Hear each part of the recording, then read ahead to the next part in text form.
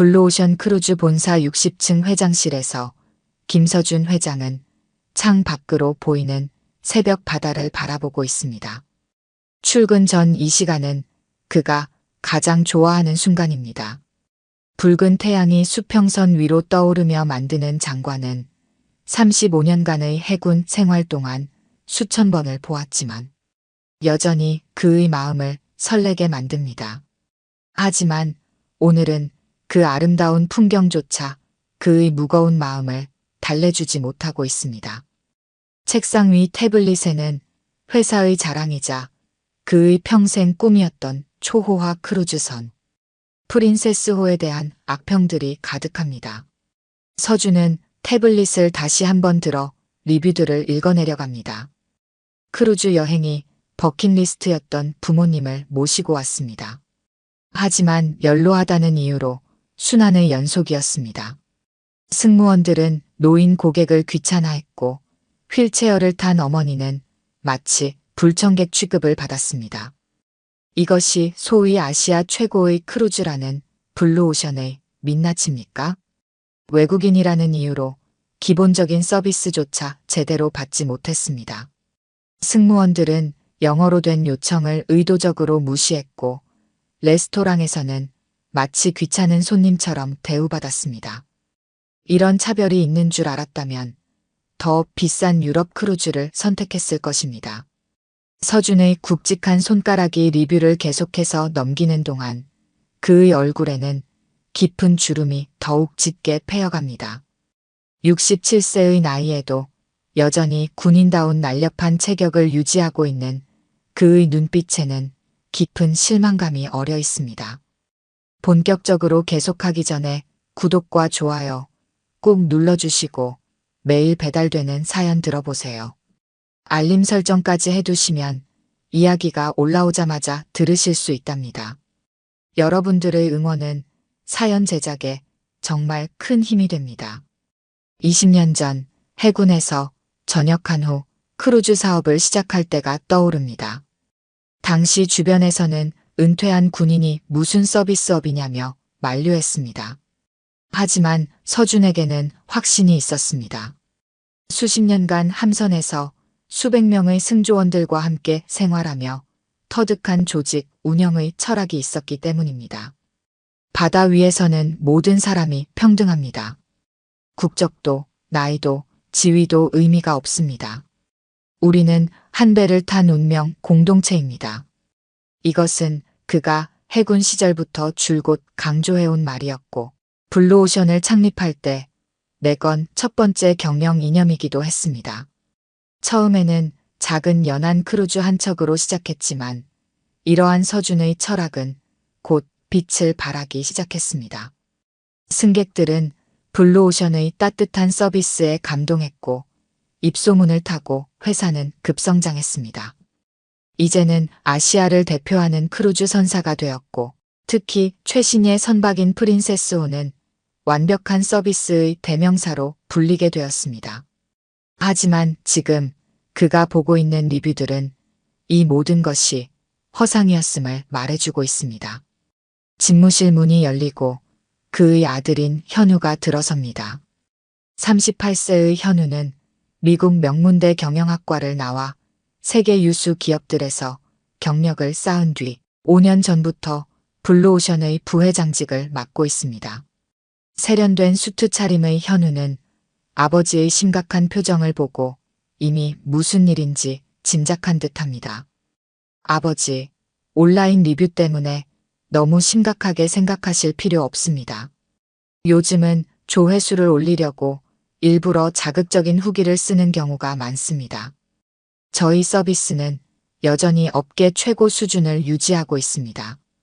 객실 점유율도 95%를 넘고 매출도 전년 대비 23% 증가했습니다. 현우의 말에 서준은 천천히 고개를 들어 아들을 바라봅니다. 그의 눈빛에는 단호함이 서려 있습니다. 숫자로는 설명할 수 없는 것들이 있단다. 진정한 서비스의 가치는 통계나 매출액으로 측정할 수 없어. 서준은 책상 위에 놓인 오래된 액자 하나를 집어듭니다. 20년 전 블루오션의 첫 번째 크루즈선 앞에서 찍은 사진입니다. 당시 새하얀 선체에 페인트로 직접 쓴 모든 승객은 VIP라는 문구가 선명하게 보입니다. 서준의 시선이 그 문구에 오래도록 머무릅니다. 현우야, 우리가 잃어버린 건 숫자나 매출이 아니야. 우리의 초심을 잃은 거지. 하지만 아버지, 시대가 변했잖아요. 이제는 더 이상 감성적인 경영으로는 살아남을 수 없습니다. 효율성과 수익성을 고려하지 않으면 힘들어져요. 서준은 아들의 말을 가로막습니다. 사람을 차별하는 게 무슨 효율성이고 노인과 장애인을 불편하게 하는 게 어떻게 수익성과 직결된다는 거냐? 순간 집무실은 무거운 침묵에 잠깁니다. 아들의 말대로 시대는 분명 변했습니다. 하지만 서준은 인간 존중이라는 가치만큼은 결코 시대의 변화로 포기할 수 없다고 믿고 있습니다. 그의 머릿속에는 이미 하나의 계획이 서서히 모습을 드러내고 있습니다. 수십 년의 군 생활에서 배운 것이 있다면 지휘관은 항상 직접 현장을 확인해야 한다는 것입니다. 보고서나 통계로는 결코 알 수 없는 진실이 있기 때문입니다. 서준의 눈빛이 다시 한번 번뜩입니다. 그는 이제 자신이 무엇을 해야 할지 정확히 알고 있습니다. 서준은 자신의 집 옷장 앞에 서서 오래된 옷가지들을 살펴보고 있습니다. 20년 전 해군에서 전역할 때 입었던 민간인 옷부터 창업 초기에 입었던 낡은 정장까지 그의 인생이 고스란히 담긴 옷들입니다. 그 중에서 그는 특별히 낡은 면바지 한 벌과 오래된 체크무늬 셔츠를 꺼내 침대 위에 올려놓습니다. 이제 이런 옷이 필요할 때가 왔구나. 서준의 눈에는 결연한 의지가 깃들어 있습니다. 어제 저녁 그는 프린세스호의 3박 4일 제주 후쿠오카 크루즈 일정에 예약을 마쳤습니다. 하지만 이번에는 블루오션의 회장이 아닌 평범한 노인 승객으로 승선할 예정입니다. 김만석, 67세, 직업 은퇴자. 거울 앞에서 신분증을 바라보며 서준은 자신의 새로운 페르소나를 마음에 새깁니다. 가명으로 예약한 승선권에는 그저 평범한 노인 승객 하나의 정보만이 기재되어 있을 뿐입니다. 아버지, 정말 이렇게까지 하실 필요가 있으신가요? 방 안으로 들어선 현우가 걱정스러운 눈빛으로 말합니다. 이건 내가 해군 시절부터 늘 해오던 방식이야. 진짜 문제가 무엇인지 알려면 직접 현장에 가봐야 한다. 서준의 목소리에는 흔들림이 없습니다. 해군 시절 그는 종종 사복을 입고 수병들의 생활관에 불시 점검을 나가곤 했습니다. 그것은 단순한 감시가 아닌 현장의 실상을 정확히 파악하기 위한 그만의 방식이었습니다. 그래도 여기는 군대가 아니잖아요. 제가 직접 조사팀을 꾸려서 실태 조사를 하겠습니다. 현우야, 넌 아직도 모르는구나. 조사팀이 가면 직원들은 평소와 다르게 행동할 수밖에 없어. 진짜 모습을 보려면 아무도 모르게 가야 하는 거야.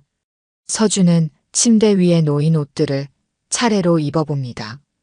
그의 반듯한 체격에 맞춰진 고급 슈트 대신 조금은 헐렁하고 구김이 많은 옷들이 그의 몸을 감쌉니다. 거울 속 모습은 더 이상 위험 있는 기업인이 아닌 평범한 노인의 모습입니다. 게다가 난 이미 예약금도 냈다. 블루오션의 환불 규정은 출항 일주일 전까지만 가능하다는 걸 잊었나? 서준의 말에 현우는 작게 웃음을 터뜨립니다. 아버지는 이미 자신의 뜻을 굽히지 않을 것임을 그도 잘 알고 있습니다. 적어도 프리미엄 스위트룸으로 예약하시지 그러셨어요. 일반 객실이면 충분해. 오히려 더 좋아. 대부분의 승객들이 이용하는 객실에서 직접 경험해봐야지. 서준은 마지막으로 자신의 목에 걸려있던 금장 시계를 풀어 서랍 안에 넣습니다. 대신 오래된 스테인리스 시계를 찾아 손목에 채웁니다. 그의 모든 행동 하나하나에는 신중함이 묻어납니다. 이봐, 우리 아들. 걱정 말게. 난 35년 동안 바다를 집처럼 살아온 사람이야. 3박 4일쯤이야. 식은 죽 먹기지. 아버지의 말씀에 현우는 무언가 더 말하려다 입을 다뭅니다. 서준의 눈빛에서 그는 해군 제독 시절의 카리스마를 느낍니다. 그 시절 아버지는 언제나 부하들과 함께 현장을 누볐고 그것이 바로 모든 승조원들의 신뢰를 얻는 비결이었다는 것을 현우는 잘 알고 있습니다. 다만 한 가지만 약속해 주세요. 무슨 일이 있어도 건강만큼은 조심하셔야 합니다. 그래, 알았다. 내가 그렇게 무모한 사람으로 보이나?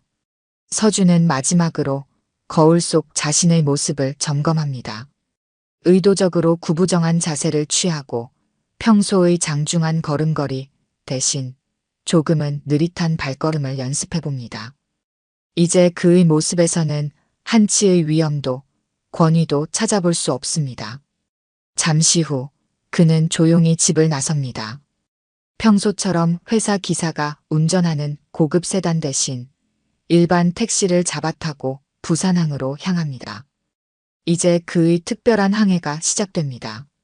부산항 국제크루즈 터미널은 이른 아침부터 여행객들로 북적입니다. 대형 크루즈선의 우아한 실루엣이 햇빛을 받아 반짝이는 가운데 수많은 사람들이 설렘 가득한 표정으로 줄을 서 있습니다. 그 중에는 낡은 체크무늬 셔츠를 입은 한 노인도 있습니다. 바로 김서준 회장입니다. 다음 분 승선 수속 시작하겠습니다. 접수 창구에서 젊은 여직원이 밝은 목소리로 외칩니다. 서준은 천천히 걸음을 옮깁니다. 앞서 수속을 받던 외국인 가족에게 직원이 보여준 친절한 미소가 자신의 차례가 되자 불편한 표정으로 바뀌는 것을 놓치지 않습니다. 신분증 보여주시겠습니까? 직원의 목소리에서 온기가 사라졌습니다. 서준이 준비해간 가짜 신분증을 내밀자 직원은 대충 확인하고는 서류 작성을 재촉합니다. 여기 서명하시고 옆에서 사진 찍으시면 됩니다. 빨리 부탁드립니다. 뒤에 손님들 많이 기다리고 계세요. 서준은 천천히 서류를 읽어봅니다. 그러자 직원의 얼굴에 짜증이 서립니다. 어르신, 그냥 서명만 하시면 됩니다. 뭘 그렇게 꼼꼼히 보세요. 죄송하지만 계약서는 꼼꼼히 봐야 하지 않겠습니까? 서준의 말에 직원은 한숨을 내쉽니다. 그리고는 옆자리 동료에게 눈짓하며 작게 속삭입니다. 요즘 어르신들은 왜 이렇게 까다로워? 잠시 후 서준은 승선 브리지를 향해 걸어갑니다. 그 순간 뒤에서 누군가 그를 급하게 밀치고 지나갑니다. 휘청거리는 서준의 어깨를 붙잡아준 것은 옆에 있던 외국인 노부부였습니다. Are you alright? Yes. Thank you very much. 영어로 감사 인사를 건네자 노부부는 반갑게 웃으며 자신들을 소개합니다. 토마스와 마리아, 독일에서 온 부부입니다. 그들 역시 프린세스호의 첫 승선이라고 합니다. 한국의 크루즈 여행을 직접 경험해보고 싶었습니다. 하지만 지금까지의 인상이 그리 좋지만은 않네요. 토마스의 말에 서준은 고개를 끄덕입니다. 승선장에서부터 이미 서비스의 문제점이 드러나고 있었습니다. 프린세스호의 내부는 화려했습니다. 금빛 샹들리에가 빛나는 로비, 반짝이는 대리석 바닥, 우아한 장식들이 가득합니다. 하지만 서준의 눈에는 그 화려함 이면의 불협화음이 보입니다. 직원들은 고급스러운 옷차림의 승객들에게는 친절하게 대하면서도 평범한 차림의 승객들은 마치 보이지 않는 사람처럼 대합니다. 객실로 가는 길에 우연히 한 가족과 마주칩니다. 휠체어를 탄 할머니와 그 가족들입니다. 그들이 엘리베이터를 기다리는 동안 2명의 승무원이 지나가면서도 도움을 주지 않습니다. 서준은 자신도 모르게 발걸음을 멈추고 그들에게 다가갑니다. 제가 도와드리겠습니다. 휠체어를 밀어드리며 엘리베이터까지 동행하는 동안 가족들은 연신 고맙다는 인사를 합니다. 할머니의 아들로 보이는 중년 남성이 말합니다. 휠체어 리프트가 있다고 해서 이 크루즈를 선택했는데 막상 와보니 시설만 있을 뿐이지 정작 도움을 받기는 어렵네요. 그들과 헤어진 후 서준은 자신의 객실을 찾아갑니다. 11층 일반 객실, 창문은 있지만 발코니가 없는 방입니다. 문을 열자 좁지만 깔끔한 공간이 나타납니다. 하지만 방 안의 에어컨이 제대로 작동하지 않는 것이 느껴집니다. 서준은 객실 전화기로 프론트에 연락을 시도합니다.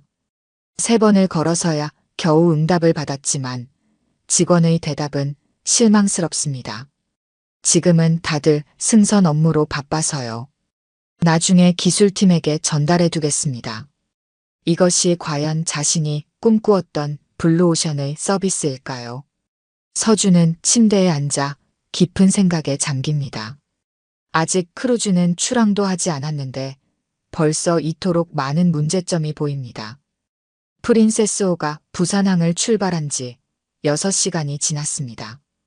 붉은 석양이 바다를 물들이는 가운데 서준은 자신의 일정표를 확인합니다. 오늘 저녁은 선상 공연과 함께하는 환영 만찬이 예정되어 있습니다. 메인 다이닝룸으로 향하는 길에서 서준은 아침에 만났던 독일인 부부와 다시 마주칩니다. 토마스의 얼굴에는 불편한 기색이 역력했습니다. 김 선생, 우리 테이블이 주방 옆 구석으로 배정되었더군요. 다른 테이블로 바꿔달라고 했지만 거절당했습니다. 예약 없이 온 손님은 자리 선택이 불가능하다나요. 서준은 자신의 테이블 카드를 확인합니다. 놀랍게도 그의 자리 역시 주방 근처였습니다. 다이닝룸에 들어서자 상황은 더욱 명확해졌습니다. 테이블 배치가 마치 보이지 않는 계급처럼 나뉘어 있었습니다. 창가의 좋은 자리에는 VIP 객실 손님들이, 구석진 곳에는 일반 객실 손님들이 앉아 있습니다. 실례합니다만 이렇게 자리를 차등 배치하는 것이 블루오션의 정책입니까? 서준이 웨이터에게 물어보자 그는 당연하다는 듯이 대답합니다. 고객님의 객실 등급에 따라 자동으로 배정됩니다. 규정상 변경은 어렵습니다. 이때 옆 테이블에서 한 노부부가 음식을 기다리며 한숨을 내쉽니다. 주문한 지 40분이 지났지만 아직 첫 코스도 나오지 않았다고 합니다. 반면 VIP 구역의 테이블들은 이미 메인 디쉬를 즐기고 있습니다. 아버님, 어머님, 우리 테이블로 오시죠. 휠체어를 탄 어머니를 모시고 온 중년 남성이 노부부에게 권합니다. 아침에 만났던 바로 그 가족입니다. 그들의 테이블에는 아직 빈자리가 있었습니다. 저희도 한참을 기다렸는데 함께 드시는 게 좋을 것 같습니다. 서준도 자리에서 일어나 토마스 부부와 함께 그들의 테이블로 자리를 옮깁니다. 웨이터가 난처한 표정으로 제지하려 했지만 승객들끼리의 자발적인 자리 교환을 막을 수는 없었습니다. 우리 아들이 프린세스호를 극찬해서 왔는데 생각보다 많이 실망스럽네요. 휠체어를 탄 어머니를 둔 가족의 가장인 박민국 씨가 말합니다. 그는 대기업 임원으로 일하고 있으며 은퇴하신 어머니를 위해 이번 여행을 계획했다고 합니다. 우리 같은 평범한 승객들은 2등 시민 취급받는 기분입니다. 대화를 나누는 동안 테이블의 분위기는 점차 따뜻해졌습니다. 국적과 나이를 초월한 공감대가 형성되었습니다. 그들은 각자의 불편했던 경험을 이야기하며 오히려 서로를 위로하고 격려합니다. 식사가 끝나갈 무렵 갑자기 한 승객이 쓰러집니다. VIP 구역의 한가운데였습니다. 주변이 순식간에 소란스러워졌지만 승무원들은 우왕좌왕할 뿐 적절한 대처를 하지 못합니다. 심장 발작 같은데요. 제가 봐드리겠습니다. 토마스가 재빨리 자리에서 일어났습니다. 그는 독일에서 30년간 응급의학과 의사로 일했다고 합니다. 서준도 즉시 그의 뒤를 따랐습니다. 산소 호흡기가 필요합니다. 의무실은 어디입니까? 토마스의 물음에 승무원들은 우물쭈물합니다. 서준은 순간적으로 결단을 내립니다. 의무실은 9층 선미 쪽입니다. 지금 당장 가져오도록 하세요. 본능적으로 튀어나온 말이었습니다. 승무원들은 잠시 놀란 듯 서로를 바라보다가 한 명이 재빨리 뛰어나갔습니다. 서준은 자신도 모르게 예전의 지휘관 모습으로 돌아가 있었습니다. 위급한 순간에 보여준 침착한 대처 덕분에 환자는 무사히 응급처치를 받을 수 있었습니다. 하지만 이 사건은 서준의 마음을 무겁게 만들었습니다. 화려한 시설과 고급스러운 서비스는 있었지만 정작 가장 중요한 것들이 부족했던 것입니다. 그날 밤 서준은 자신의 객실 창문 너머로 끝없이 펼쳐진 바다를 바라봅니다. 문득 해군 시절 한 번의 실수가 돌이킬 수 없는 결과를 낳을 수 있다는 것을 배웠던 훈련들이 떠올랐습니다. 크루즈 여행은 단순한 유흥이 아닙니다. 수천 명의 생명과 안전이 걸린 중대한 책임이 따르는 일입니다. 이대로는 안 되겠구나. 서준의 눈빛이 달라졌습니다. 이제는 단순히 관찰자로 머물 수만은 없다는 것을 깨달았습니다. 다음 날 아침 크루즈는 후쿠오카 항에 정박했습니다. 대부분의 승객들이 상륙 관광을 떠난 배 안은 한산했습니다. 서준은 일부러 배에 남아 더 자세한 관찰을 하기로 합니다. 식당에서 늦은 아침 식사를 하던 중 주방에서 요리사와 서빙 직원이 언쟁을 벌이는 소리가 들려옵니다. 서준은 귀를 기울입니다. VIP 룸에서 주문한 건 즉시 처리하라고 했잖아요. 일반실 손님들 주문은 잠깐 미뤄두세요. 그래도 이건 너무하지 않습니까? 벌써 30분째 기다리시는 분들도 있는데. 지배인님 지시사항입니다. 불만 있으시면 직접 말씀하시죠. 서준의 눈썹이 꿈틀합니다. 어제 저녁의 지연 서비스가 단순한 실수가 아니었던 것입니다. 이는 명백한 차별 대우였습니다. 이때 한 젊은 승무원이 주방으로 급하게 들어섭니다. 큰일 났습니다. VIP 고객님께서 식중독 증상을 호소하십니다. 어제 저녁 식사 때문인 것 같다고. 주방이 순식간에 소란스러워졌습니다. 지배인으로 보이는 사람이 주방으로 달려왔습니다. 채널 원장님, 아드님 일행 아닙니까? 빨리 의무실로 모시고 상황을 본사에 보고해야 합니다. 서준은 숟가락을 내려놓습니다. 채널 원장은 국내 최대 병원 체인의 이사장이었습니다. 그의 아들 일행이 블루오션 크루즈를 이용한다는 것은 서준도 몰랐던 사실이었습니다. 음식은 전부 폐기하고 새로 준비하세요. VIP 구역 전체 메뉴를 교체합니다. 지배인님, 일반 고객들은요? 일반 고객들은 기존 음식 계속 서빙하세요. 아직 문제 제기한 분들 없잖아요. 서준은 자리에서 천천히 일어섭니다. 더 이상 지켜볼 수만은 없었습니다. 잠깐 실례하겠습니다. 그의 목소리에 주방이 조용해졌습니다. 서준은 지배인 앞으로 걸어갑니다. 지금 하신 말씀은 VIP 객실 손님들에게 제공된 음식에 문제가 있다고 판단되어 전량 교체하시는 거군요. 그런데 같은 주방에서 나온 음식을 먹은 일반 승객들은 그대로 두신다. 지배인이 불편한 표정으로 서준을 바라봅니다. 손님, 죄송하지만 이건 내부 문제라. 내부 문제라고요? 승객의 건강과 안전이 내부 문제입니까? 서준의 목소리가 한 톤 높아졌습니다. 그의 눈빛이 달라졌습니다. 더 이상 쉬쉬하며 넘어갈 수 있는 문제가 아니었습니다. 즉시 모든 승객에게 상황을 알리고 전체 식당 메뉴를 교체하시기 바랍니다. 그리고 의심되는 식자재는 전수조사가 필요합니다. 손님께서 무슨 자격으로? 자격이요? 서준은 천천히 지갑을 꺼냅니다. 그리고 그 안에서 자신의 진짜 신분증을 꺼내 보입니다. 지배인의 얼굴이 순식간에 창백해졌습니다. 회장님. 주방에 있던 모든 직원들이 얼어붙었습니다. 서준은 차분하지만 단호한 목소리로 말합니다. 전 승무원 비상 소집해 주시기 바랍니다. 그리고 모든 승객들에게 현재 상황과 조치 사항을 투명하게 공지하세요. 하지만 회장님, 그렇게 되면 회사의 이미지가. 이미지요? 지금 승객들의 안전은 안중에도 없습니까? 서준의 음성에 분노가 실렸습니다. 35년간의 군 생활에서 단련된 지휘관의 카리스마가 물씬 묻어났습니다. 가장 소중한 것은 승객들의 신뢰입니다. 그들의 안전과 편안함을 위협하면서 무슨 이미지를 논하겠습니까? 그때 주방 입구에서 누군가가 박수를 치는 소리가 들렸습니다.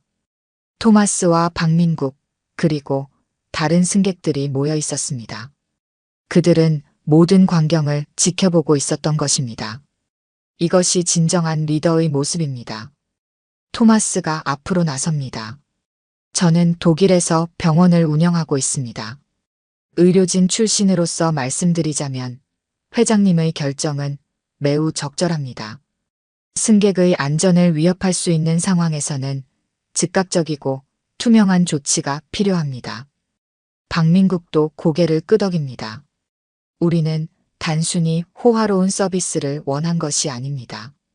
모든 승객이 동등하게 대우받고 안전하게 여행할 수 있는 환경을 원했던 것입니다.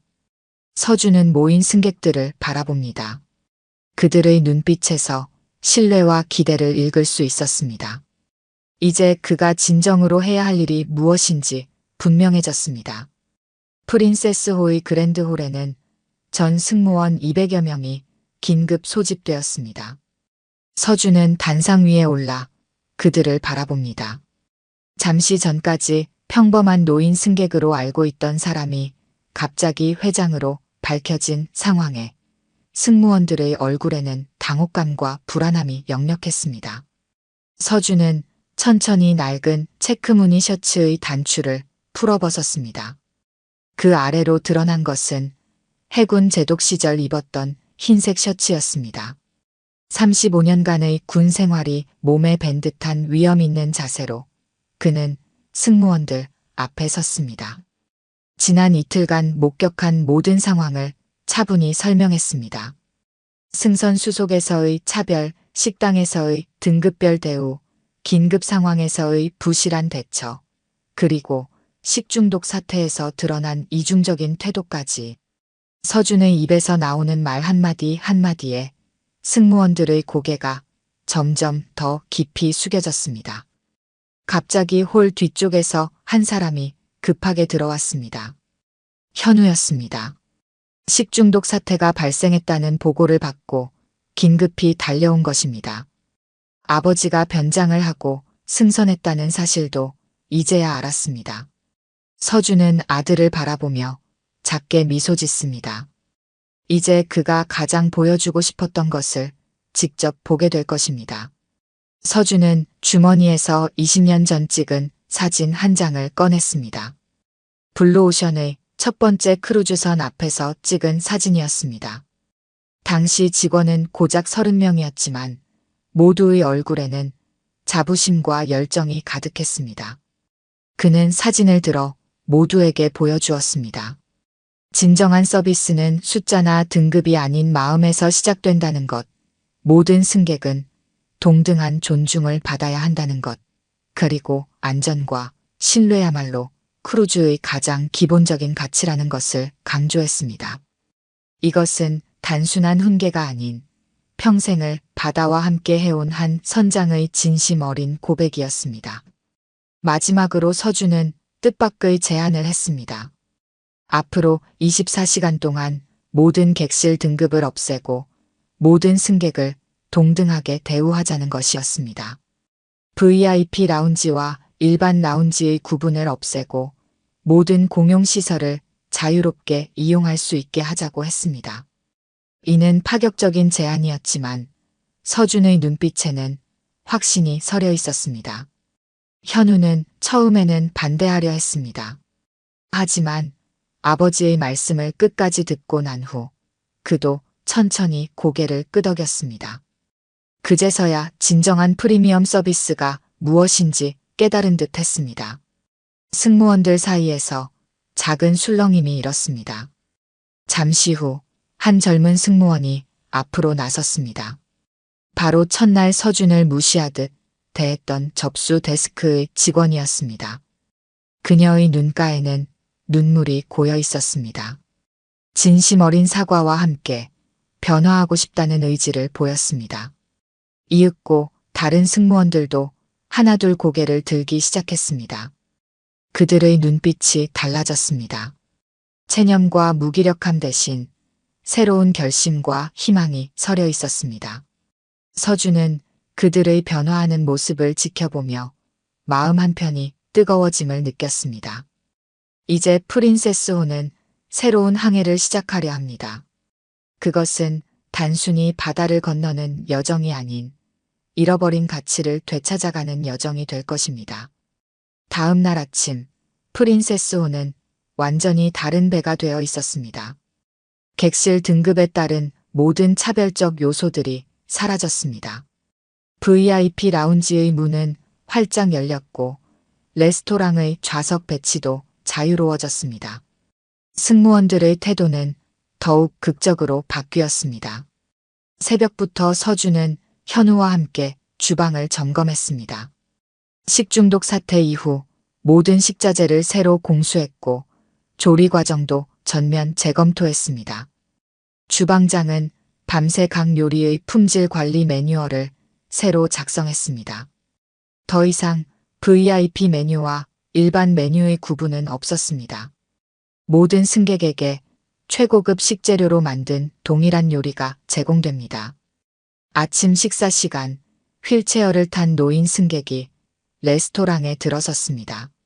즉시 2명의 승무원이 다가가 자연스럽게 도움을 제공했습니다. 단순한 의무감이 아닌 진심 어린 미소와 함께였습니다. 식사를 마친 승객들의 표정이 밝아졌습니다. 음식의 맛도 서비스의 질도 전날과는 비교할 수 없이 달라졌다는 평가가 곳곳에서 들려왔습니다. 오후에는 선상 파티가 열렸습니다. 기존에는 VIP 고객만을 위한 행사였지만 이제는 모든 승객이 참여할 수 있게 되었습니다. 토마스 부부는 독일 전통춤을, 한국의 어르신들은 흥겨운 트로트 노래를 선보였습니다. 국적과 나이를 초월한 화합의 순간이었습니다. 저녁이 되자 더욱 놀라운 변화가 일어났습니다. 승무원들이 자발적으로 비상상황 대처 훈련을 요청한 것입니다. 서준은 35년간의 해군 경험을 살려 직접 교육을 진행했습니다. 심폐소생술부터 화재 대응까지 실전과 같은 훈련이 이어졌습니다. 현우도 함께 참여하며 아버지의 리더십을 직접 체험했습니다. 밤이 깊어갈수록 프린세스호의 분위기는 더욱 따뜻해졌습니다. 라운지에서는 각국의 승객들이 서로의 문화를 나누며 대화를 나눴고 갑판에서는 승무원들이 늦게까지 남아있는 승객들을 위해 따뜻한 차를 준비했습니다. 자정이 가까워질 무렵 서준은 선교에 올라 밤바다를 바라보았습니다. 그때 현우가 조용히 다가와 아버지의 어깨에 손을 얹었습니다. 말없이 서로를 바라보는 부자의 눈빛에는 이해와 존경이 깃들어 있었습니다. 아들은 이제 아버지가 평생 지켜온 가치가 무엇인지 진정으로 깨달은 듯 했습니다. 잠시 후 한 승무원이 급한 발걸음으로 선교에 올라왔습니다. 승객들이 자발적으로 작성한 감사 편지들을 전달하기 위해서였습니다. 편지에는 이틀 사이에 완전히 달라진 서비스에 대한 진심 어린 감동이 담겨 있었습니다. 특히 첫날 차별을 겪었던 승객들의 마음이 크게 움직였다는 내용이 많았습니다. 서준의 눈시울이 붉어졌습니다. 지난 20년간 꿈꿔왔던 진정한 크루즈의 모습이 바로 이것이었습니다. 화려한 시설이나 고급스러운 음식이 아닌 모든 사람이 동등한 존중을 받으며 진정한 여행의 기쁨을 나누는 공간. 그 꿈이 마침내 현실이 되어가고 있었습니다. 이제 프린세스호에는 더 이상 1등 승객도 2등 승객도 없었습니다. 오직 귀한 손님들만이 있을 뿐입니다. 그리고 그들을 진심으로 모시는 자부심 넘치는 승무원들이 있습니다. 이것이야말로 서준이 그토록 바라던 진정한 프리미엄 서비스의 모습이었습니다. 한 달이 지난 프린세스호의 모습은 완전히 달라져 있었습니다. 부산항에 정박해 있는 거대한 선체는 이전과 같은 모습이었지만 그 안에 담긴 정신은 전혀 다른 것이 되어 있었습니다. 서준은 이번에도 평범한 승객의 모습으로 승선했습니다. 하지만 이제는 변장이 필요하지 않았습니다. 그저 평범한 옷차림의 노인 승객일 뿐이었지만 승무원들은 그를 다른 모든 승객과 마찬가지로 정중하게 맞이했습니다. 접수 데스크에서는 젊은 승무원이 모든 승객에게 따뜻한 미소로 인사를 건넸고 로비에서는 휠체어를 탄 승객을 자연스럽게 도와주는 모습이 보였습니다. 외국인 승객과의 의사소통을 위해 승무원들은 기초적인 외국어 교육도 받았습니다. 레스토랑의 모든 좌석은 이제 선착순으로 운영되었습니다. 창가 자리든 안쪽 자리든 승객들은 자유롭게 원하는 곳에 앉아 식사를 즐겼습니다. 주방에서는 모든 요리가 최고의 품질로 제공되었고 서빙 시간도 공평했습니다. 한 달 전 함께 식사했던 독일인 부부가 다시 찾아왔습니다. 이번에는 그들의 친구 부부도 함께였습니다. 토마스는 지난번의 경험을 친구들에게 자랑하고 싶었다고 합니다. 휠체어를 타신 어머니를 모시고 왔던 박민국 씨도 다시 방문했습니다. 이번에는 더 많은 가족과 함께였습니다. 현우는 이제 아버지의 경영 철학을 완전히 이해하게 되었습니다. 효율과 수익만을 쫓던 그의 시각도 변화했습니다. 오히려 모든 승객을 동등하게 대우하는 것이 진정한 프리미엄 서비스이며 이것이 오히려 더 큰 수익으로 이어진다는 것을 깨달았습니다. 프린세스호의 평판은 급속도로 높아졌습니다. 더 이상 부정적인 리뷰는 찾아볼 수 없었고 오히려 진정성 있는 서비스로 입소문이 퍼졌습니다. 예약률은 100%를 기록했고 대기자 명단도 길어졌습니다. 서준은 갑판에 서서 석양을 바라보았습니다. 35년의 해군 생활과 20년의 기업 경영이 만들어낸 결실을 보며 그의 눈시울이 붉어졌습니다. 이제 그는 안심하고 현우에게 회사를 물려줄 수 있을 것 같았습니다. 그때 한 어린아이가 서준에게 다가왔습니다. 토마스 부부의 손자였습니다. 아이는 서툰 한국어로 인사를 건넸고 서준은 따뜻한 미소로 화답했습니다. 국적도 나이도 지위도 모두 다르지만 이곳에서는 모두가 평등한 여행자일 뿐입니다. 저녁 식사 시간 메인 홀에는 특별한 행사가 열렸습니다. 승무원들이 자발적으로 준비한 작은 음악회였습니다. 각국의 승객들이 모여 음악을 즐기는 모습을 보며 서준은 생각했습니다. 이것이야말로 그가 꿈꾸던 진정한 크루즈의 모습이었습니다. 마지막 밤, 프린세스호는 조용히 바다를 가르며 항해했습니다. 갑판 난간에 기대어 선 서준의 귓가에 잔잔한 파도 소리가 들려왔습니다. 그 소리는 마치 잘했다고 말해주는 것 같았습니다. 이제 프린세스호는 단순한 유람선이 아닌 모든 이에게 평등한 꿈과 행복을 선사하는 진정한 바다의 궁전이 되었습니다. 서준은 이것이 끝이 아닌 새로운 시작임을 알고 있었습니다. 그의 꿈은 이제 더 넓은 바다를 향해 펼쳐질 것입니다. 오늘 들려드린 이야기가 여러분의 마음에 작은 울림이 되었기를 바랍니다. 아까 깜빡하신 분들이 계셨다면 좋아요와 구독 부탁드려요. 다음 사연을 들려드리는데 큰 힘이 된답니다. 그리고 여러분의 이야기도 댓글로 들려주세요. 다음 이야기 때 또 뵙겠습니다. 차가운 새벽 공기를 가르며 리어카 바퀴가 굴러가고 있었습니다. 이정옥 할머니의 거친 손이 리어카 손잡이를 단단히 움켜쥐었습니다. 시장 골목은 아직 어두웠지만 할머니의 발걸음은 익숙하기만 했습니다. 20년간 이 시장을 드나들며 폐지를 모아온 그녀였습니다. 새벽 4시 시장 뒷골목이었습니다. 이정옥 할머니는 평소처럼 묵묵히 폐지를 수거하고 있었습니다. 시장 상인들은 그녀를 정옥 어머니라고 부르며 존경해 왔습니다. 할머니는 언제나 깔끔한 몸가짐에 예의 바른 태도로 폐지를 수거해 왔기 때문이었습니다. 비가 오나 눈이 오나 매일 같은 시간에 나타나 정해진 구역의 폐지를 수거하는 그녀의 모습은 시장의 일부가 되어 있었습니다. 본격적으로 계속하기 전에 구독과 좋아요 꼭 눌러주시고 매일 배달되는 사연 들어보세요.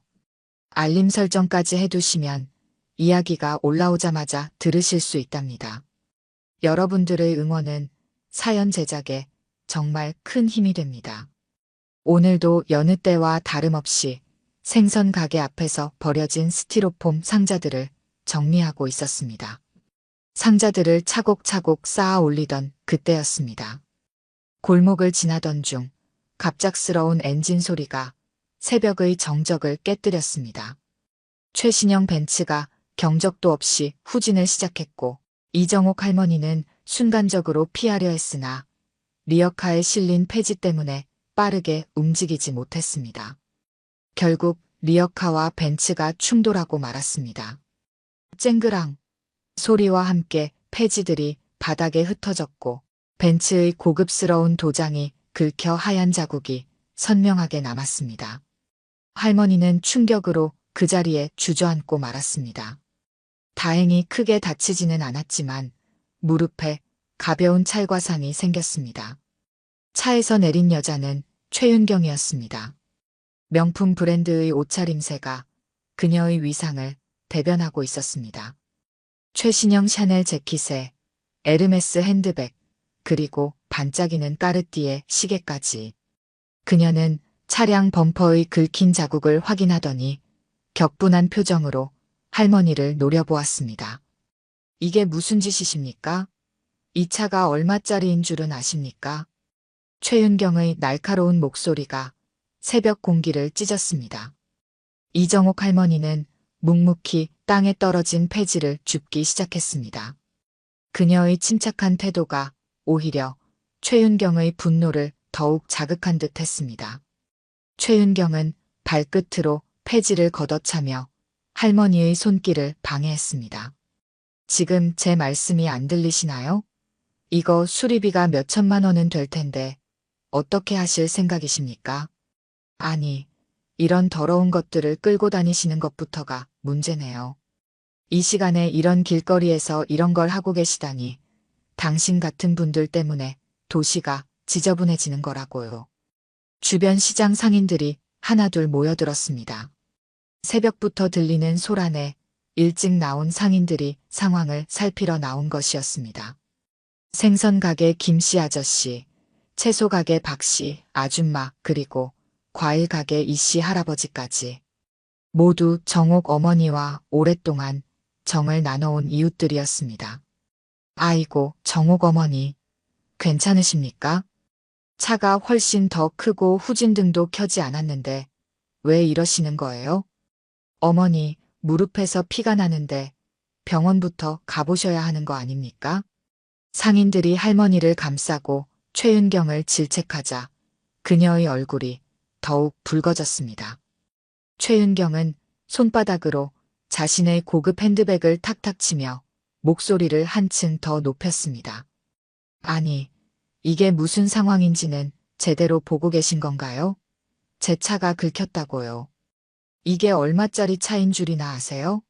당장 경찰을 부르겠습니다. 이런 식으로 몰아붙이시면 업무방해죄로도 고소하겠어요. 최윤경은 휴대폰을 꺼내들었습니다. 그러나 그 순간 멀리서 또 다른 고급 세단의 불빛이 보였습니다. 차가 천천히 가까이 다가오더니 마침내 그들 앞에 멈춰 섰습니다.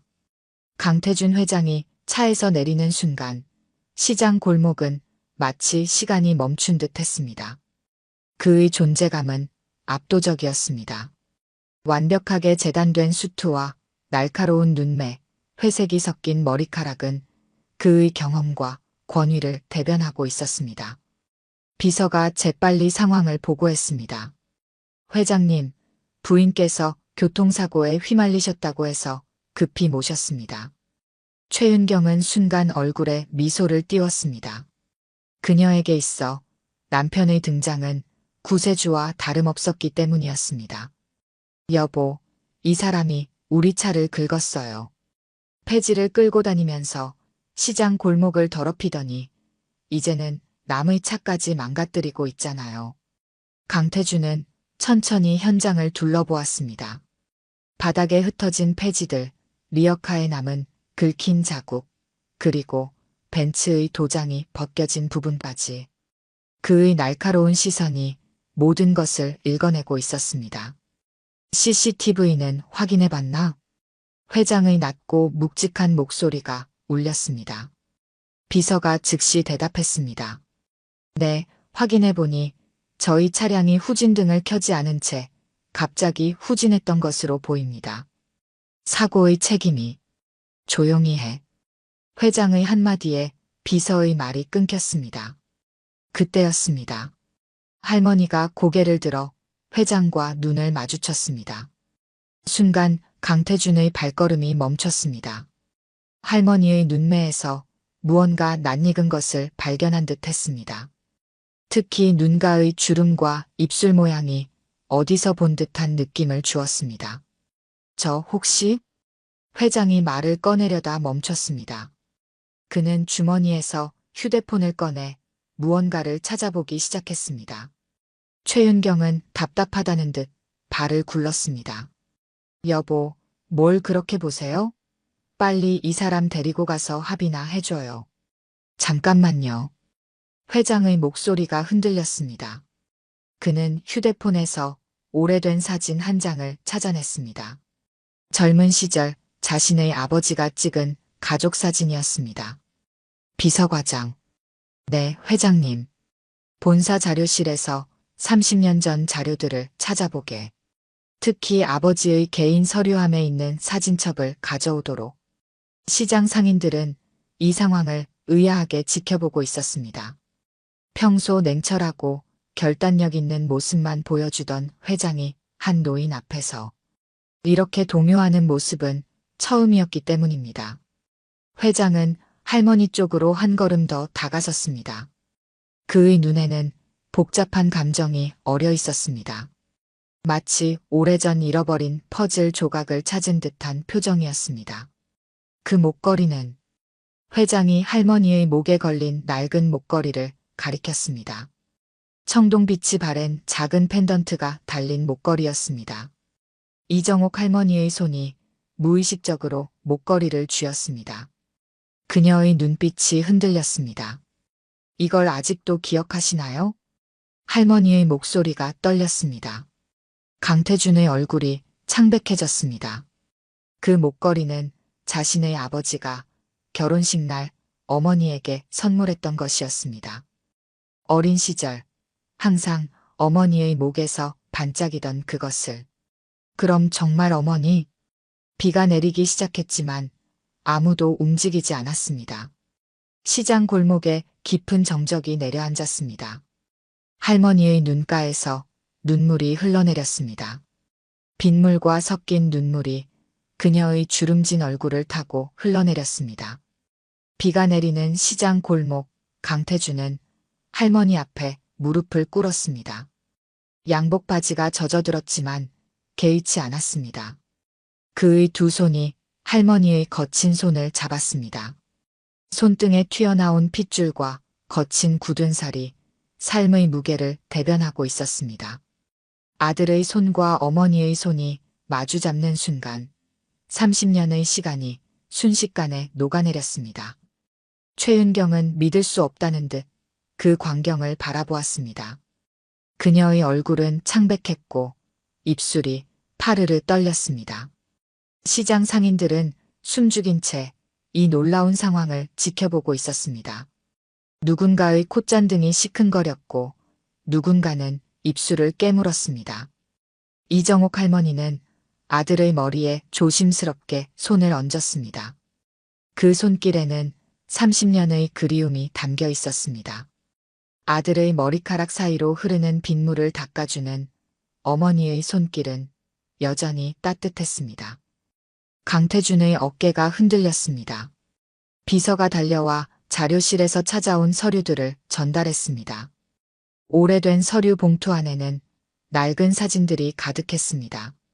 젊은 시절의 이정옥과 아기였던 강태준의 모습이 담긴 흑백 사진들이었습니다. 특히 창업 초기 공장 앞에서 찍은 가족 사진은 그들의 마음을 더욱 아프게 했습니다. 사진 속에는 활짝 웃고 있는 젊은 부부와 아기의 모습이 담겨 있었습니다. 그때만 해도 그들은 이런 미래를 예상하지 못했을 것입니다. 강태준은 사진을 보며 어린 시절의 기억을 더듬었습니다.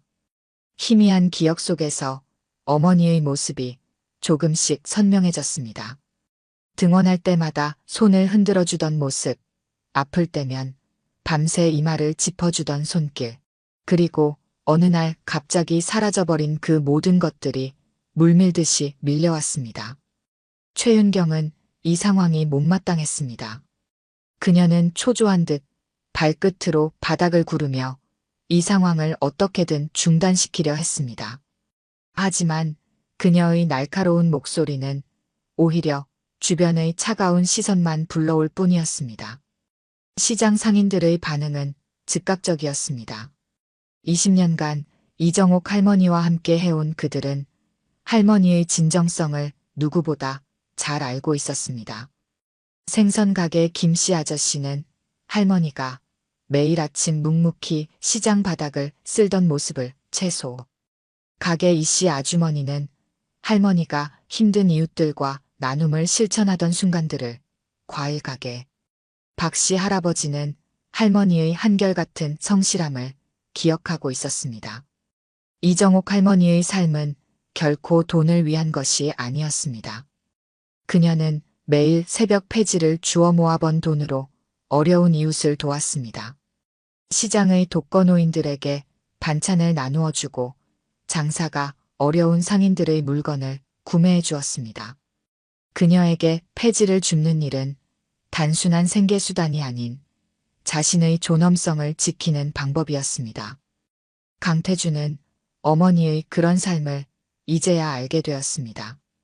자신이 호화로운 생활을 누리는 동안 어머니는 이렇게 소박하지만 의미 있는 삶을 살아왔다는 사실에 가슴이 미어졌습니다. 비는 점점 더 거세게 내렸습니다. 이정옥 할머니는 젖은 폐지를 정리하기 시작했습니다. 강태준이 어머니를 자신의 집으로 모시고 가려 했지만 할머니는 고개를 저었습니다. 그녀는 이미 이곳에 자신의 삶과 자리가 있음을 분명히 했습니다. 시장 골목에 마주 선 모자의 모습은 한 폭의 그림 같았습니다. 화려한 양복을 입은 아들과 소박한 차림의 어머니. 겉보기에는 너무나 대조적인 두 사람이었지만 그들의 눈빛에서는 같은 결연함이 느껴졌습니다.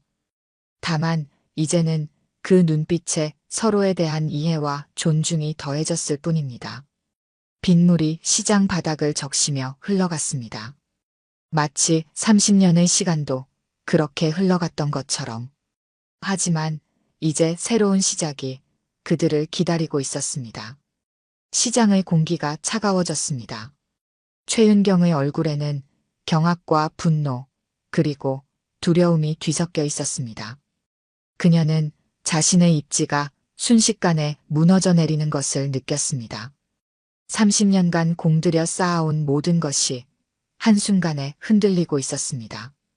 최윤경은 자신의 명품 핸드백을 더욱 꽉 쥐었습니다. 그녀의 손마디가 하얗게 변할 정도로 힘이 들어갔습니다. 평소라면 감히 올려다보지도 못했을 시장 상인들이 이제는 그녀를 향해 차가운 시선을 보내고 있었습니다. 그녀가 그토록 경멸했던 시장 사람들의 눈빛이 마치 날카로운 칼날처럼 느껴졌습니다. 비서실장은 조용히 강태준 회장에게 다가가 추가로 확인된 사실들을 보고했습니다. 30년 전 이정옥 할머니가 회사를 떠난 시점의 기록들이 하나둘 발견되었습니다. 당시 창업주였던 회장의 아버지는 더 큰 사업 확장을 위해 재벌가 딸과의 결혼을 선택했고 이정옥 여사는 회사에서 모든 지분을 포기한 채 홀연히 사라졌다는 내용이었습니다. 강태준의 표정이 점점 더 굳어졌습니다. 아버지가 남긴 유산에는 이런 아픈 진실도 포함되어 있었던 것입니다. 그가 누려온 호화로운 삶의 시작점에는 한 여인의 눈물이 있었습니다. 최윤경은 마지막 발버둥을 쳤습니다. 그녀는 평소처럼 고압적인 태도로 상황을 통제하려 했지만 이미 그녀의 위세는 바닥으로 떨어져 있었습니다. 그녀가 내뱉는 모든 말은 오히려 자신의 격을 낮추는 결과만 가져왔습니다. 시장 상인들 사이에서 웅성거림이 커져갔습니다. 채소가게 주인은 지난 20년간 이정옥 할머니가 보여준 따뜻한 마음을 이야기했고 생선가게 아주머니는 할머니가 어려운 이웃들을 위해 베풀었던 선행을 전했습니다. 그들의 이야기 속에서 이정옥 할머니의 진정한 모습이 드러났습니다. 폐지를 줍는 일은 결코 가난 때문만이 아니었습니다. 그것은 이정옥 할머니가 스스로 선택한 삶의 방식이었습니다. 매일 새벽 그녀는 자신의 힘으로 일어나 하루를 시작했습니다. 누구의 도움도 받지 않고 누구의 동정도 받지 않았습니다. 그렇게 모은 돈으로 어려운 이웃을 도왔고 시장의 구석구석을 살폈습니다. 강태준은 어머니의 진정한 강인함을 이제야 이해했습니다.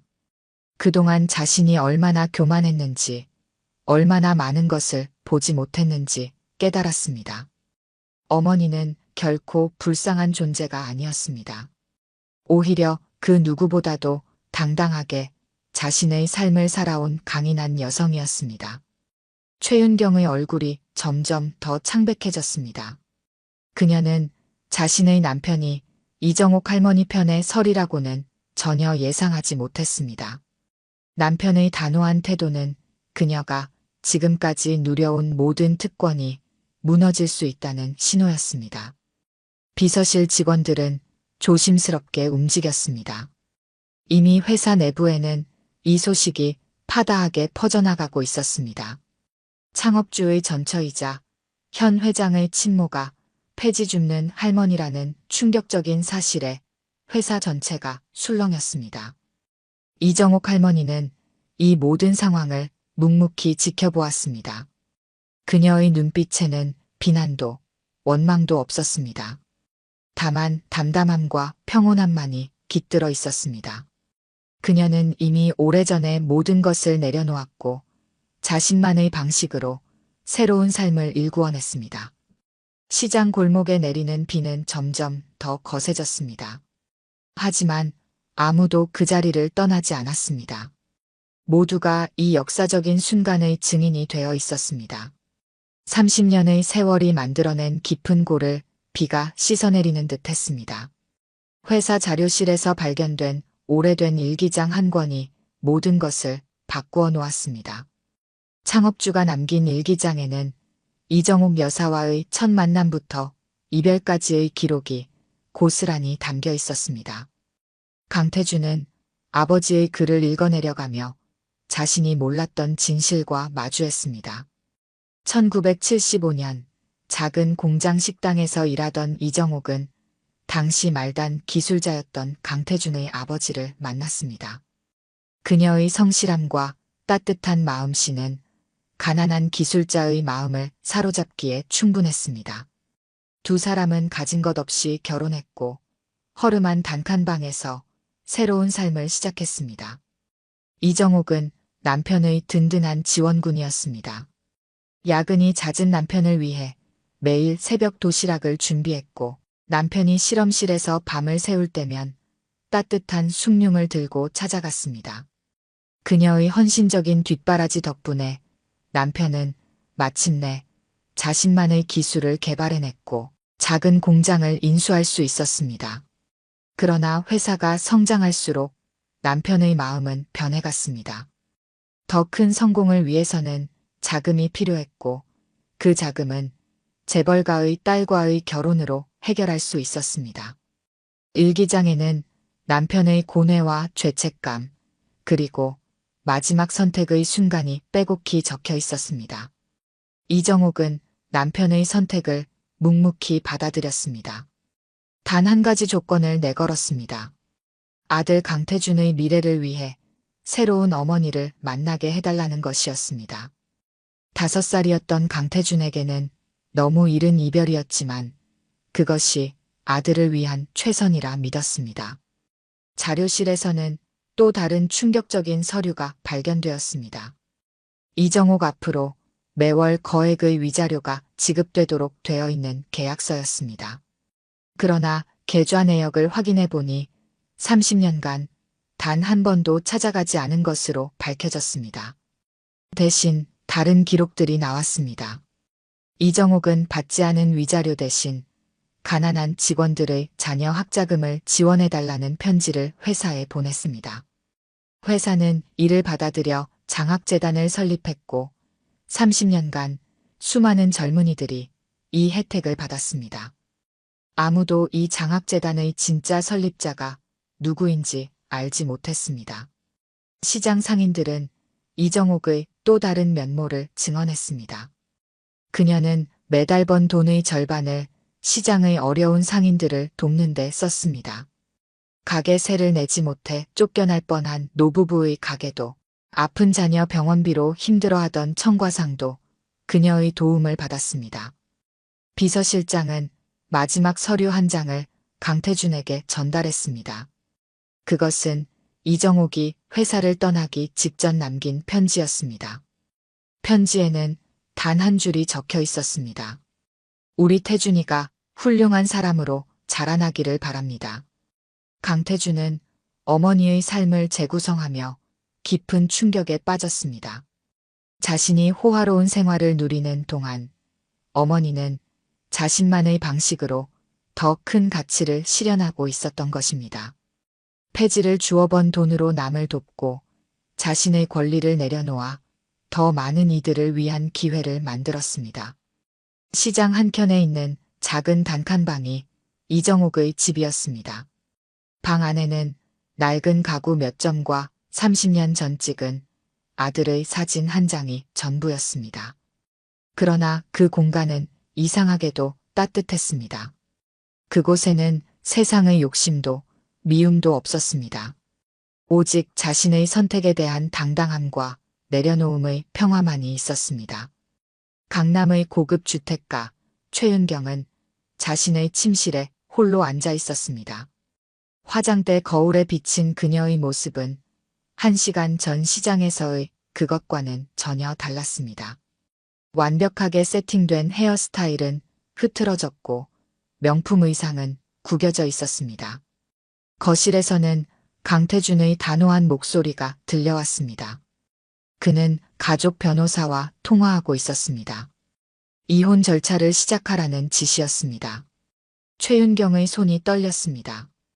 화장대 위에 놓인 결혼사진을 바라보았습니다. 15년 전 그녀는 이 결혼을 통해 재계의 신데렐라로 등극했습니다. 집안의 모든 것이 갑자기 낯설게 느껴졌습니다. 이태리 수입 가구들, 천장에 매달린 크리스탈 샹들리에, 벽에 걸린 고가의 미술품들. 이 모든 것들이 이제는 차갑게 그녀를 조롱하는 것만 같았습니다. 비서실에서 온 연락은 상황을 더욱 악화시켰습니다. 이사회가 소집되었고 최윤경이 가지고 있던 모든 회사 내 직함이 박탈되었다는 통보였습니다. 자선재단 이사장, 문화재단 대표, 그리고 그녀가 그토록 자랑스러워하던 모든 직위가 순식간에 사라졌습니다. 하우스키퍼가 조심스럽게 문을 두드렸습니다. 내일부터 출근하지 말라는 강태준의 지시를 전달하기 위해서였습니다. 15년간 최윤경의 지시를 무조건적으로 따르던 하우스키퍼의 태도도 이미 변해 있었습니다. 휴대폰이 끊임없이 울렸습니다. 소위 친한 친구라고 하던 재벌가 사모님들의 연락이었습니다. 그들은 이미 최윤경의 몰락을 알고 있었습니다. 가식적인 위로의 말들 속에 숨겨진 조롱과 비웃음이 느껴졌습니다. 사교계의 여왕이었던 그녀의 추락은 순식간이었습니다. 단 하루 만에 그녀가 쌓아올린 모든 권력과 인맥이 무너져 내렸습니다. 자신이 그토록 경멸했던 시장 상인들의 눈빛이 자꾸만 떠올랐습니다. 창밖으로는 여전히 비가 내리고 있었습니다. 최윤경은 침대에 걸터앉아 그동안의 시간을 돌이켜보았습니다. 그녀는 늘 자신이 이 자리에 어울린다고 생각했습니다. 상류층의 세련된 매너와 고급스러운 취향이 마치 타고난 것처럼 행동했습니다. 하지만 이제야 깨달았습니다. 그녀의 화려한 삶은 한 여인의 희생 위에 세워진 것이었습니다. 이정옥 할머니가 버려진 그 순간부터 자신의 자리는 빌려온 것에 불과했습니다. 드레스룸으로 들어갔습니다. 수백 벌의 명품 의상과 수십 개의 명품 가방들이 가지런히 진열되어 있었습니다. 각각의 가격이 서민들의 1년 월급과 맞먹는 것들이었습니다. 그러나 이제 이것들은 그저 허영의 증거물에 불과했습니다. 책상 위에는 내일 있을 자선 파티 초청장이 놓여 있었습니다. 그녀가 주최하기로 했던 행사였습니다. 하지만 이미 취소 연락이 왔습니다. 주최자가 교체되었다는 짧은 문자 메시지가 전부였습니다.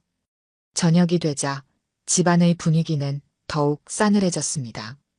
평소 같으면 저녁 식사를 위해 모여야 할 시간이었습니다. 하지만 식당은 텅 비어 있었습니다. 강태준은 집에 들어오지 않았고 하우스키퍼는 이미 퇴근한 뒤였습니다. 홀로 남은 저택에서 최윤경은 처음으로 진정한 고독을 느꼈습니다.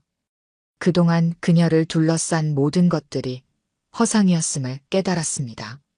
화려한 파티에서의 웃음소리, 사교 모임에서의 친밀한 대화, 자선 행사에서의 박수 소리. 그 모든 것이 한순간에 증발해버렸습니다. 밤이 깊어갔습니다. 최윤경은 여전히 어둠 속에 홀로 앉아 있었습니다. 창밖으로 보이는 도시의 불빛들이 차갑게 빛났습니다. 그녀의 눈가에 처음으로 진실된 눈물이 맺혔습니다. 다음 날 아침 시장은 평소와 다른 분위기로 깨어났습니다. 새벽 4시 이정옥 할머니가 평소처럼 리어카를 끌고 나왔을 때였습니다. 그녀의 뒤를 따라 검은색 고급 세단이 천천히 움직였습니다. 운전석에는 강태준이 앉아 있었습니다. 이정옥 할머니는 평소처럼 묵묵히 시장 구석구석을 다녔습니다. 강태준은 조용히 그 뒤를 따랐습니다. 처음으로 어머니의 하루를 지켜보는 시간이었습니다. 어머니가 들르는 가게마다 상인들은 반갑게 맞이했고 어머니는 그들과 짧은 대화를 나누며 폐지를 정리했습니다. 회사에서는 큰 변화가 일어나고 있었습니다. 강태준은 이정옥 장학재단을 설립했습니다. 30년간 어머니가 거절했던 위자료를 기반으로 저소득층 자녀들을 위한 대규모 장학 사업을 시작했습니다. 이 소식은 언론의 큰 주목을 받았습니다. 시장 상인들의 삶도 달라지기 시작했습니다. 회사는 전통시장 활성화 프로젝트를 시작했습니다. 하지만 이것은 기존의 재개발이나 현대화 사업과는 달랐습니다. 시장의 정체성과 상인들의 자존심을 지키면서 필요한 부분만을 개선하는 방식이었습니다. 한 달이 지났습니다. 이정옥 할머니의 작은 단칸방은 여전히 그대로였습니다. 강태준이 새 집으로의 이사를 여러 번 권했지만 할머니는 완곡하게 거절했습니다. 대신 방 한켠에 작은 책상이 들어왔습니다. 강태준이 가끔 들러 어머니와 차를 마시는 공간이었습니다. 회사 구내식당에도 변화가 생겼습니다. 매주 금요일이면 시장 상인들의 반찬들이 직원들의 점심 식단에 올랐습니다. 이정옥 할머니가 평소 즐겨 찾던 반찬 가게들의 음식이었습니다. 회사 직원들은 처음으로 전통시장의 맛과 정성을 경험했습니다. 강태준의 집무실도 달라졌습니다. 화려한 미술품들이 사라진 자리에 소박한 사진 한 장이 걸렸습니다. 30년 전 공장 앞에서 찍은 가족 사진이었습니다. 그는 매일 아침 이 사진을 보며 하루를 시작했습니다. 이정옥 할머니는 여전히 폐지를 주었습니다. 하지만 이제는 혼자가 아니었습니다. 시장 청년들이 자발적으로 나서서 그녀를 도왔습니다. 그들은 할머니에게서 삶의 지혜를 배웠고 할머니는 그들에게 진정한 나눔의 가치를 가르쳐 주었습니다. 회사 이사회에도 새로운 바람이 불었습니다. 강태준은 전통시장 상인 대표를 자문위원으로 위촉했습니다. 기업의 사회적 책임과 지역사회와의 상생이라는 새로운 경영 패러다임을 제시한 것입니다. 이 결정은 재계에 신선한 충격을 주었습니다. 어느 새벽 강태준은 어머니의 리어카를 직접 끌어보았습니다. 처음에는 서툴렀지만 어머니의 가르침대로 천천히 배워나갔습니다. 그 모습을 본 시장 상인들은 깊은 감동을 받았습니다. 재벌 회장이 어머니의 일을 이해하기 위해 직접 리어카를 끄는 모습은 진정성 있게 다가왔습니다. 시장 입구에는 작은 테이블이 하나 놓였습니다. 매일 아침 이정옥 할머니가 끓여주는 따뜻한 차를 나누는 공간이었습니다.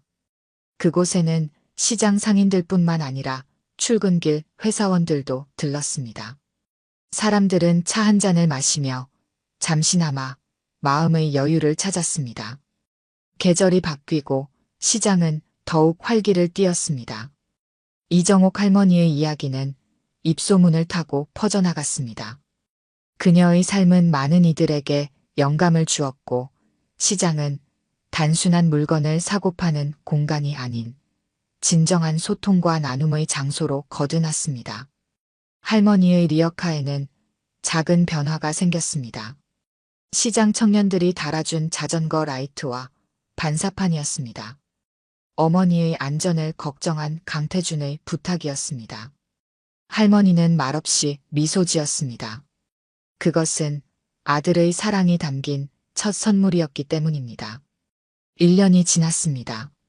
시장 입구에 새로운 간판이 걸렸습니다. 정옥 실버센터였습니다.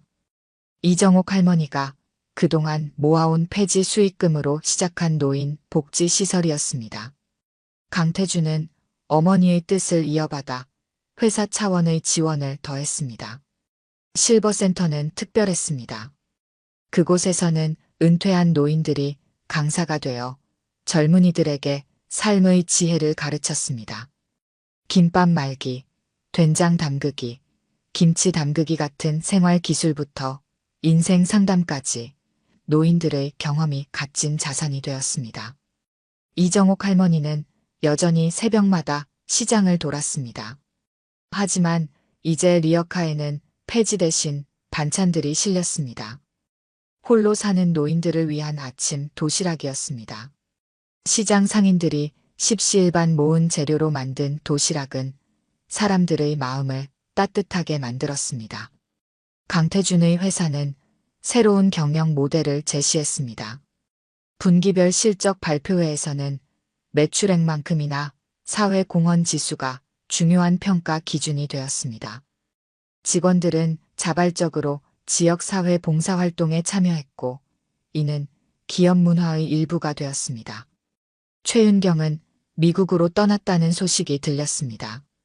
화려했던 그녀의 삶은 많은 사람들에게 교훈을 남겼습니다.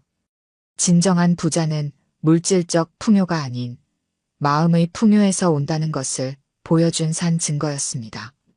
시장 상인들 사이에서는 작은 변화들이 일어났습니다. 서로 돕고 나누는 문화가 자리 잡았습니다. 어려운 이웃을 위한 반찬 나눔, 장사가 어려운 가게를 위한 물품 구매, 아픈 상인을 위한 가게 봐주기가 자연스러워졌습니다. 강태주는 매주 일요일이면 어머니와 함께 시장 구석구석을 돌았습니다. 비싼 양복 대신 편한 작업복을 입고 어머니와 함께 시장 청소를 했습니다. 그 모습을 본 직원들도 자발적으로 동참했고, 이는 소중한 주말 풍경이 되었습니다. 이정옥 할머니의 작은 방은 이제 많은 이들의 쉼터가 되었습니다. 상인들은 잠시 쉬어가기 위해, 청년들은 인생 상담을 위해, 아이들은 할머니의 따뜻한 이야기를 듣기 위해 찾아왔습니다. 방 안에는 항상 따뜻한 차와 정이 넘쳤습니다. 어느 날 저녁, 이정옥 할머니는 옥상에 올라가 하늘을 바라보았습니다. 달빛이 그녀의 얼굴을 비추었습니다. 주름진 얼굴에는 평화로운 미소가 깃들어 있었습니다. 그녀는 고인이 된 남편을 떠올렸습니다. 남편에 대한 원망은 이미 오래전에 사라졌습니다. 그의 선택이 아들을 더 넓은 세상으로 이끌어준 것도 사실이었습니다. 하지만 그보다 더 중요한 것은 그녀가 스스로의 삶을 당당하게 살아왔다는 사실이었습니다. 시장 뒤편에는 작은 정원이 생겼습니다. 상인들이 가꾼 꽃과 나무들이 어우러진 공간이었습니다. 정원 한가운데에는 작은 표지석이 있었습니다. 진정한 부자는 돈이 많은 사람이 아니라 나눌 수 있는 마음이 있는 사람입니다. 이정옥 할머니의 이야기는 많은 사람들의 가슴에 깊은 울림을 주었습니다. 그녀는 돈과 명예를 선택하는 대신 자신의 영혼이 원하는 삶을 선택했습니다. 그리고 그 선택은 결국 더 큰 부자가 되는 길이었음을 모두가 깨달았습니다. 밤이 깊어갔습니다. 시장의 불빛이 하나둘 꺼져갔지만 사람들의 마음속에는 더 밝은 빛이 켜져 있었습니다. 그것은 이정옥 할머니가 보여준 진정한 삶의 가치였습니다. 부자의 기준을 다시 써내려간 위대한 이야기의 마침표였습니다. 오늘 들려드린 이야기가 여러분의 마음에 작은 울림이 되었기를 바랍니다. 아까 깜빡하신 분들이 계셨다면 좋아요와 구독 부탁드려요. 다음 사연을 들려드리는데 큰 힘이 된답니다. 그리고 여러분의 이야기도 댓글로 들려주세요. 다음 이야기 때 또 뵙겠습니다.